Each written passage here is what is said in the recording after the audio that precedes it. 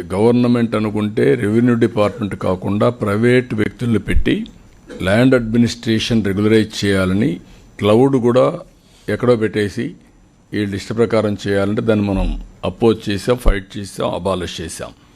ఇప్పుడు ఇష్యూ డెప్త్కి పోతా ఉంటే ఎవ్రీవేర్ నాకు 100 పిటిషన్లు వస్తే 70 పిటిషన్లు ఇవే వస్తున్నాయి. నా ల్యాండ్ ఇంకొకరు కొట్టేశారు.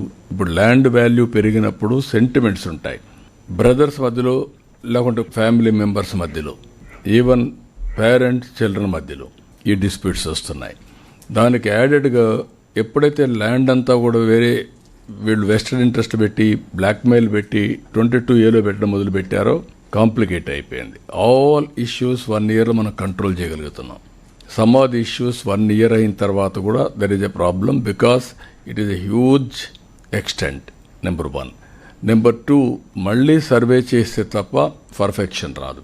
సర్వే చేసినా కూడా మళ్ళీ ఇంత మునుపంతా రికార్డ్స్ అన్నీ కూడా బ్లాక్ చైన్ కానీ ఇలాంటి లేకుండా స్పీకింగ్ ఆర్డర్స్ లేవు. ఎవరంటే వాళ్ళు చేశారు, ఎవరు చేశారు ఎవరికి తెలియదు. కానీ అల్టిమేట్గా లిటిగేషన్ వచ్చేసాయి.